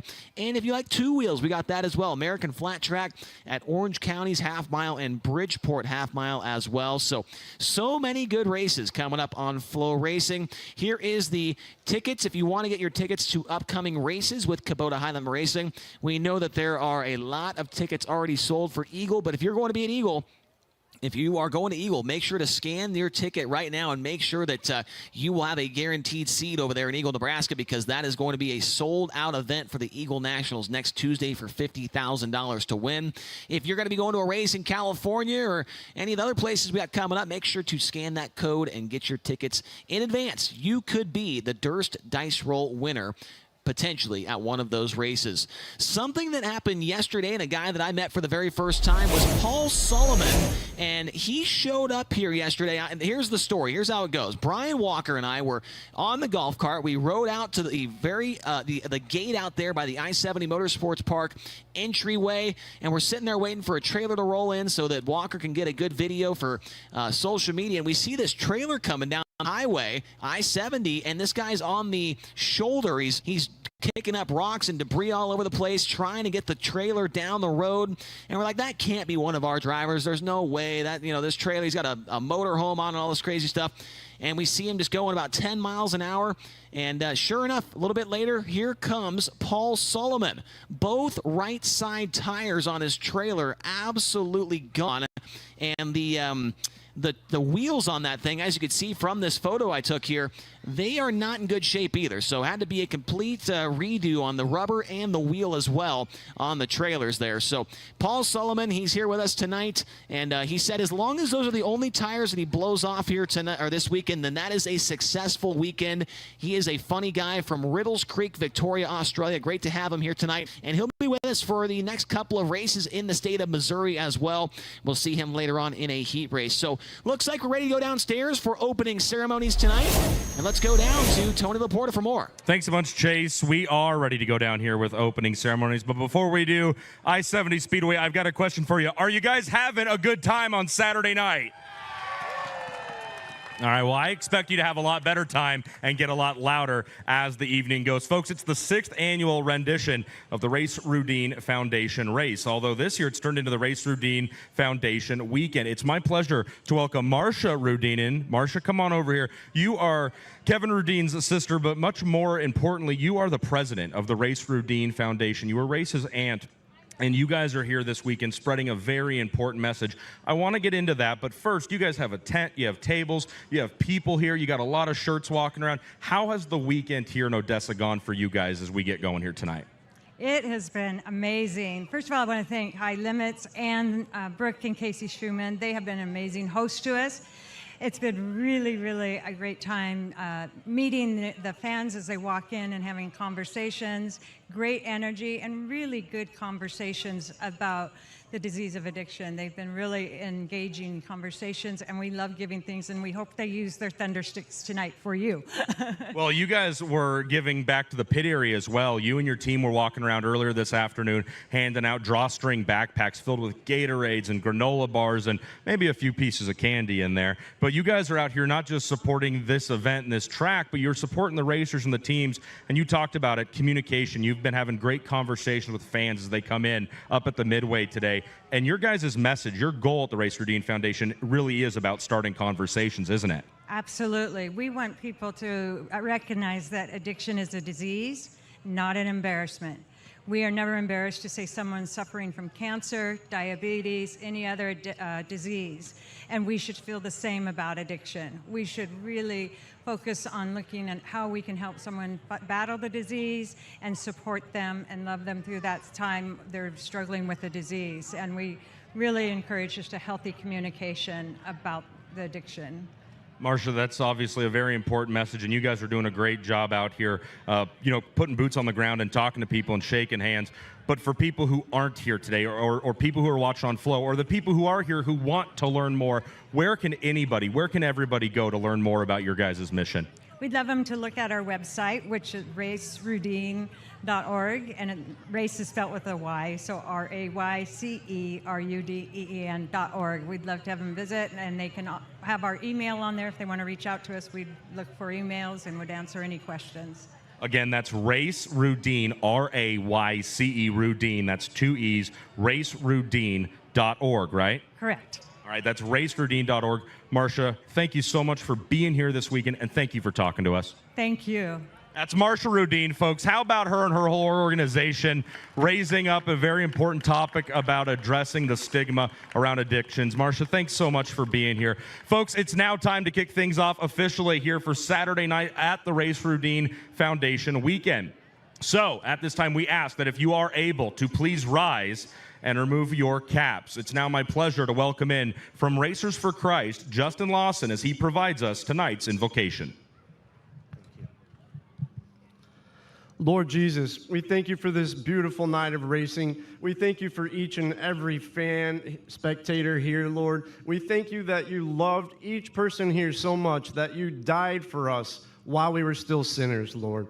We thank you and we give you gratitude for every blessing in our lives, Lord. We give you all the praise, the glory, and the honor. We pray for a hedge of protection over each and every driver here tonight. We pray a protection over all the safety crew, all the staff. Lord, we thank you for the Kubota High Limit Series bringing their world-class talent here to I-70 Speedway. We thank you for the Race Routine Foundation, Lord, and everything they're doing to help fight the stigma of addiction.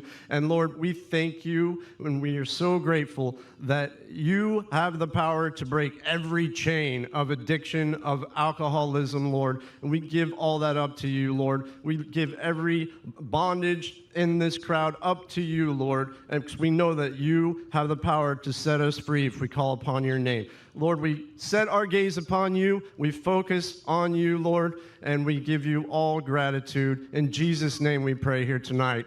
Amen. Thank you, Justin. Fans, we ask that you please remain standing as we prepare to honor America with the singing of our national anthem. Here to perform tonight's national anthem, please welcome Teresa Deaton. Oh, say, can you see by the dawn's early light what so proudly we hailed at the twilight's last gleaming, whose broad stripes and bright stars through the perilous fight o'er the ramparts we watched were so gallantly streaming, and the rockets' red glare, the bombs bursting in air, gave proof through the night that our flag was still there. Oh, say does that star-spangled banner yet wave o'er the land of the free and the home of the brave?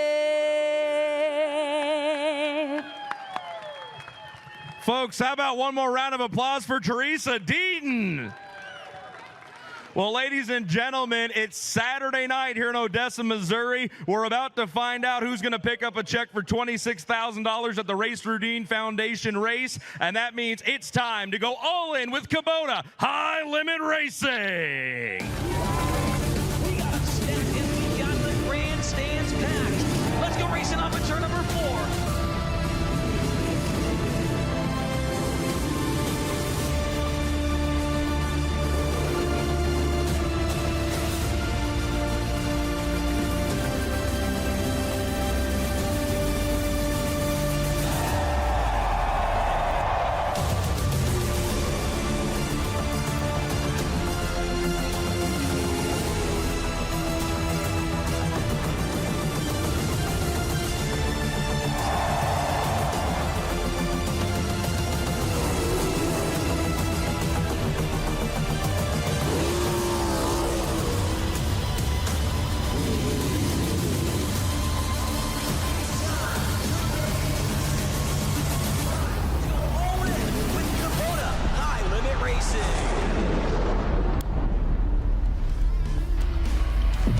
TJ Ford's Wheels Heat Race number 1 is on the racetrack, and on the pole of this one, the driver to St. Helena, California.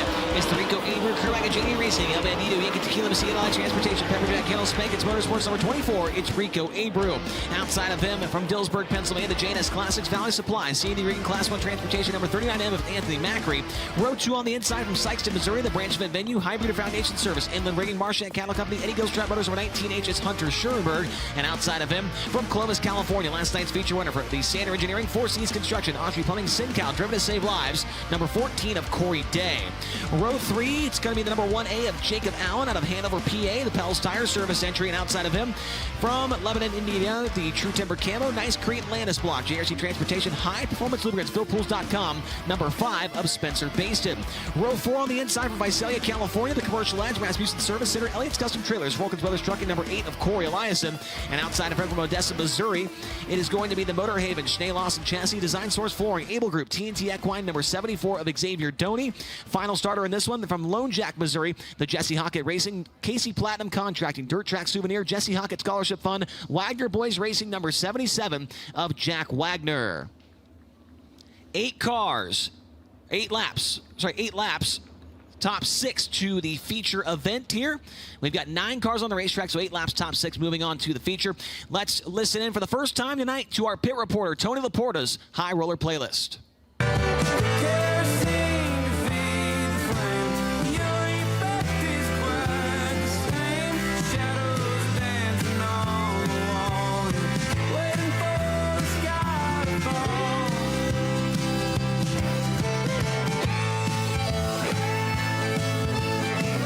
Is the Turnpike Troubadours with a tornado warning here. Heat race number 1 brought to you by TJ Ford's Wheels, Rico Abreu and Anthony Macri, the last 2 winners of the Race Redeem Foundation race, lead in the green, and TJ Ford's heat race number 1. In the turn number 1, Rico Abreu with the early race lead, Anthony Macri running at second. Third spot right now belongs to Hunter Schoenberg, maybe challenged on the inside by Corey Day. Day pulls up alongside him in the turns 3 and 4, an aggressive maneuver to get by for that third spot. Corey Day up to third, Schoenberg back to 4th, and Jacob Allen rounds out the top 5 right now. Jacob Allen runs 5th, then it's Spencer Baston in car number 5, trying to hold off the number 8 of Corey Eliason. Down the back straightaway, racing for that last transfer spot, the number 5 car and the number 8 machine as they work off of turn number 4. 2 laps in and 6 to go here in TJ Ford's heat race number 1. Corey Eliason underneath of Spencer Baston trying to stick the bottom. It will not work out quite yet as Baston still has the spot. Now Eliason going to drive it in deep into turn number 3. Shoots that 5 car up the speedway, and Eliason's got 6th off of turn number 4. Corey Eliason in the final transfer spot. Rico Abreu enjoying a comfortable lead up front. The last time by, 1.26 seconds was the gap between the 24 and the 39M. This time by, it is now a second and a half. Rico Abreu, the Race Redeem Foundation winner last year in Plymouth, Wisconsin. Anthony Macri, the Race Redeem Foundation winner here at I-70 back in 2022. 3 to go for Abreu. Rico Abreu, last night, 10th place in the feature event. Tonight, already off to a better start. Went quick time overall in qualifying, and now looking to win his heat race tonight. 2 laps to go for car number 24. Everybody relatively spread out here in this one. Track still around the inside of the speedway. Baston losing touch with Corey Eliason and now almost into the clutches of the 74 of Xavier Doney. Here's the white flag for the 24 Rico Abreu. Abreu runs the middle portion of the Speedway in 1 and 2 and makes his way into 3 and 4 for the final time. He will get the win in TJ Ford's heat race number 1. Anthony Macri in 2nd, Corey Day finishes in 3rd, Hunter Schoenberg 4th, Jacob Allen 5th, and in 6th, the final transfer goes to Corey Eliason.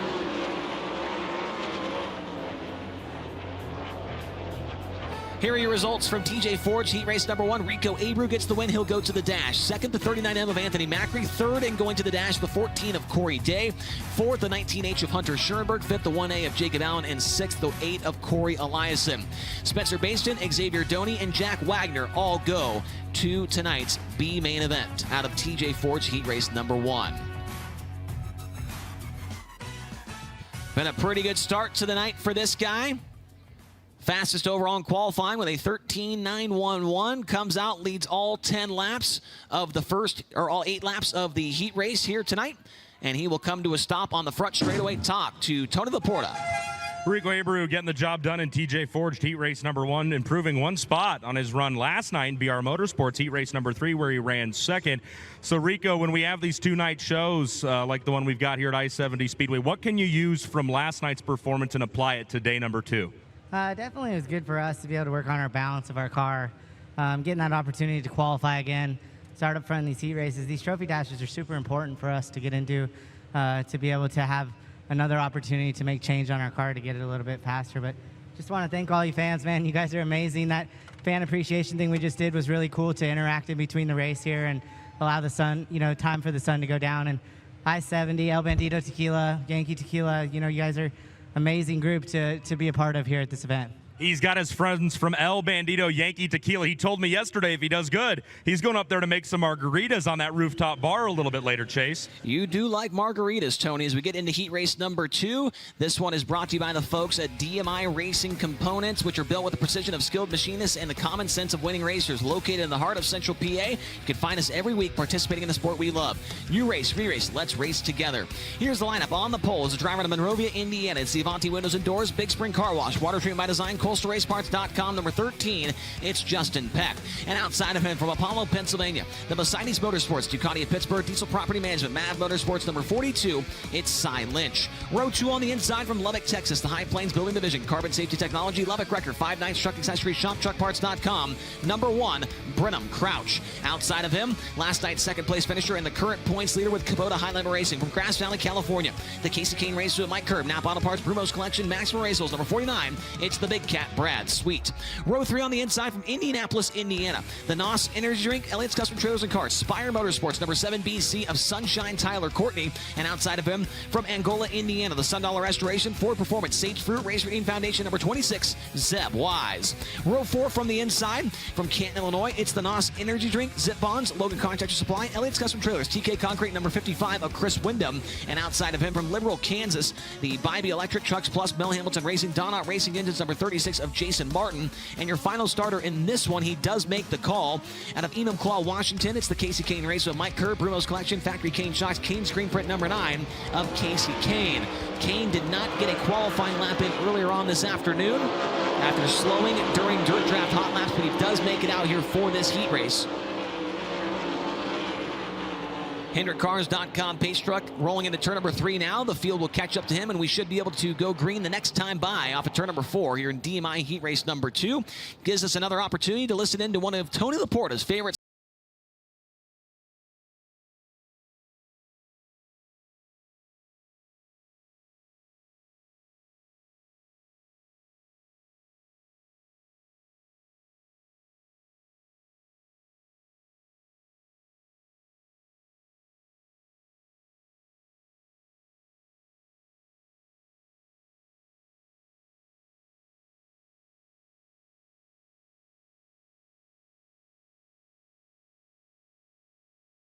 For you, keep on doubting me, brother. Yeah, how did I know you were going to say that? I doubt Tony all the time. All the time. Doesn't matter if it's here at the racetrack or at Olive Garden. We're not going green. We've got an issue here. The number 9 car of Casey Kane looks to be a little bit slow here as we were under the pace. He was a little bit farther back behind the field. We were set to go green that time by. And maybe some potential issues here for the KKR9 car. Some debris out there on the speedway. In turn number 3, one of our Kubota High Limit Racing officials going to check that out, get it picked up, and get us back underway. Debris actually on the back straightaway. They're on the bottom side of the back straightaway.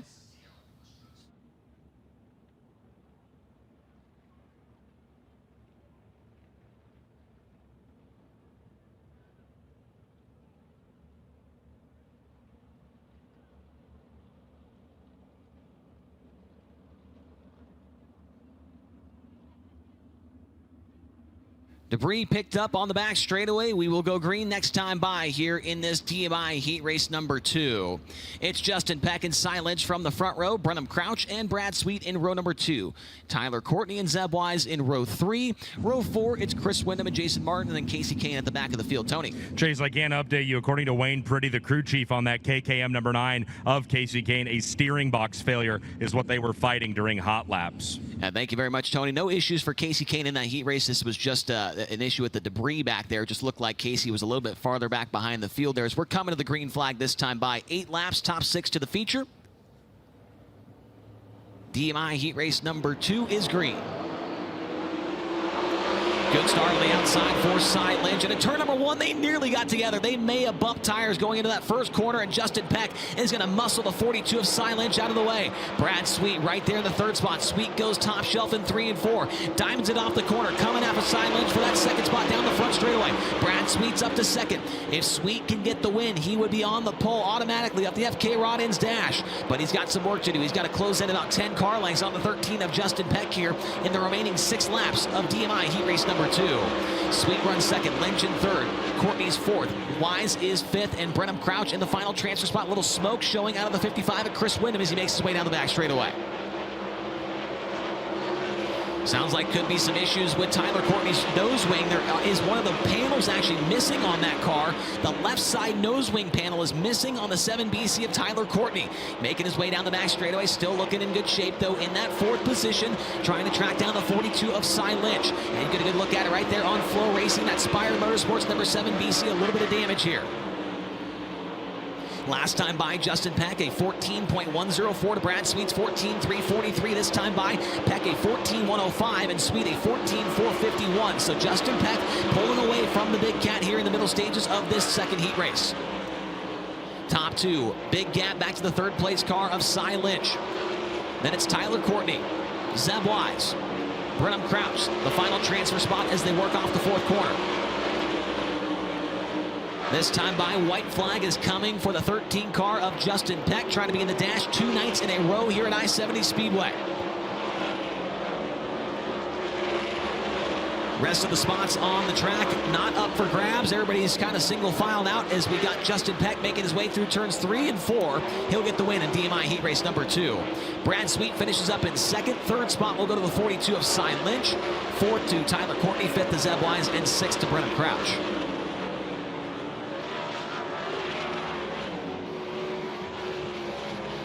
Your results from DMI heat race number 2. Justin Peck gets the win in car number 13. He will go to the dash, along with the 49 of Brad Sweet. He will go to the dash. 3rd, the 42 of Cy Lynch. 4th, the 7BC of Tyler Courtney. 5th, the 26 of Zeb Wise. And 6th, the 1 of Brenham Crouch. Going to the B main, the 55 of Chris Wyndham, the 9 of Casey Kane, and the 36 of Jason Martin. Well, it did not come easy. Justin Peck had to muscle the 42 of Cy Lynch a little bit there in turn number 2 to strangle the race lead away, but he comes away with it, and he will be in the dash for the 2nd night in a row here at the Race Redeem Foundation weekend. He'll stop on the front straightaway and get a word with TLP. Justin Peck was just in DMI heat race number 2. He ran in DMI heat race number 2 last night. That's what we call a pattern. He ran 4th in that heat race last night. Tonight, he is victorious after starting from the pole position to score the win in DMI heat race number 2.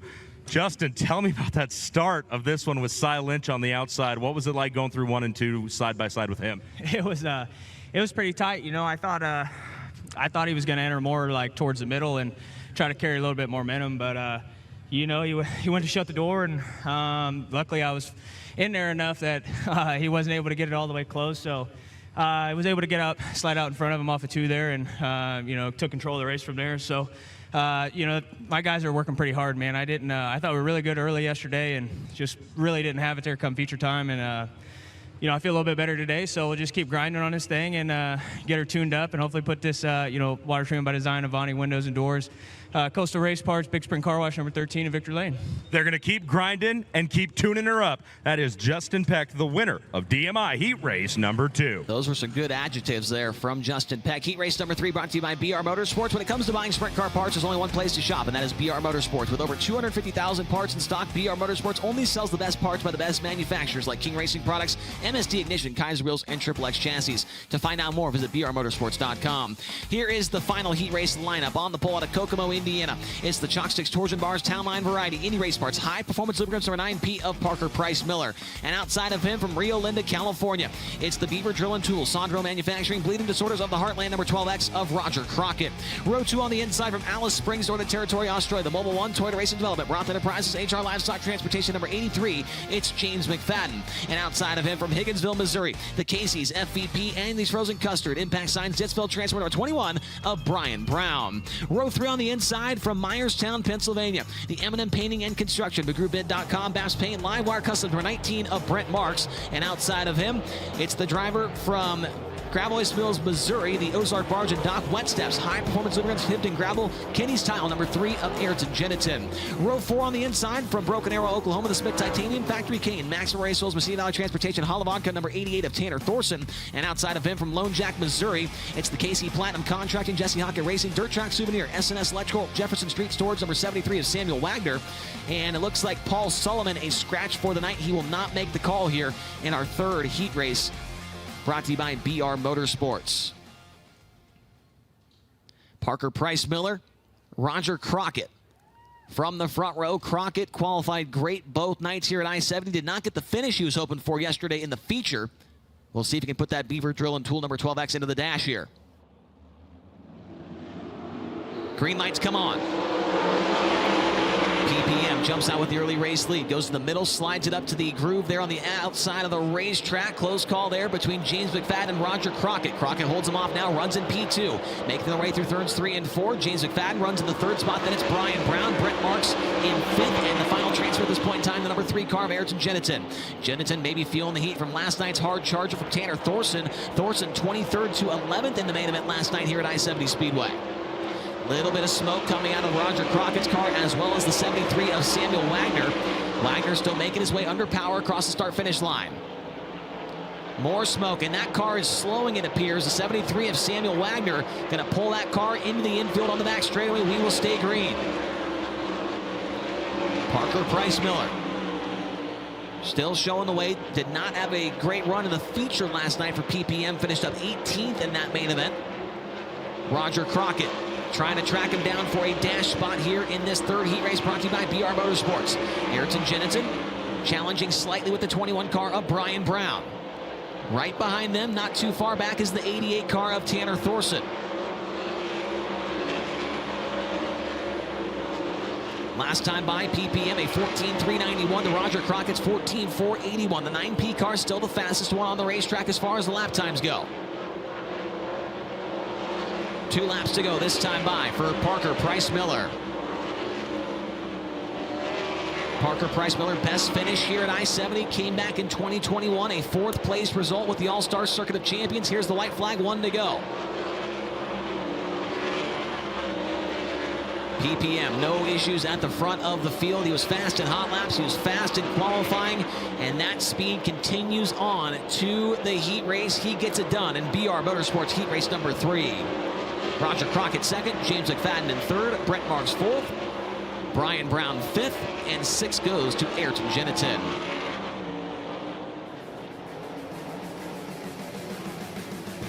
Parker Price Miller gets the win. He goes to the dash. Roger Crockett in 2nd, James McFadden 3rd, Brent Marks 4th, 5th goes to Brian Brown. He will go to the dash. Ayrton Jeniton final transfer. Then it's Tanner Thorson, Samuel Wagner, and Paul Sullivan did not start that heat race there. He is scratched for the night, as PPM going to be very happy with the speed in that car, considering everything that's happened to him so far this year without the crew chief. And while we have a moment, let's listen in to Tony Laporta's playlist. Didn't get to hear it right before that heat race rolled off. He's never backed in a box, dropped in a chute, and he's never rode for a brand. 'Cause he ain't a cowboy, he ain't a plowboy, he's just a city boy in disguise. And he's never drove a tractor, maybe that's the kind of man you're after. And he can't saddle up no horse, so he ain't ever gonna ride away. That is He Ain't a Cowboy by Casey Donahue. Tony, I think you got a cowboy right there in front of you now. He may not be a cowboy, but Parker Price sure is after going third in his heat race last night to the victory here in BR Motorsports heat race number 3. Parker, the 9P looks really, really good. You guys have been enjoying some success these last couple weekends. What do you mainly attribute that to, and how can you keep it rolling? Yeah, just like we're really working well together right now. Butler and last night, we were pretty bad, so we're just trying to get back to our ways that we were in the middle of May and just click off some good runs. Being in the dash is huge, and starting up front in these big money races. So I'd love nothing more than to win $26,000 in a prestigious race that Kevin Rudeen puts on for us racers, and just really excited to keep going tonight. Parker Price Miller brings up a great point, $26,000 tomorrow night. Chase, he brought up a good point earlier in the pit area. Parker Price invited you to join him and his team at a Kansas City Royals baseball game tomorrow, Chase, but you declined, didn't you? Yeah, we have a tee time, I believe, at 11 a.m. tomorrow. We got 9 holes to hit before we get into the drive to Eagle, Nebraska. But if it does rain, we might maybe go to that baseball game. Not quite sure yet, but we did get that invitation from PPM, so we might have to take him up on that. So we're going to take another break here on FloRacing. Heat races are complete. Race fans, the next thing on the program is the High Limit Racing redraw wheel, which will be right down here by the flag stand. You're going to really enjoy this. We'll be right back here on FloRacing.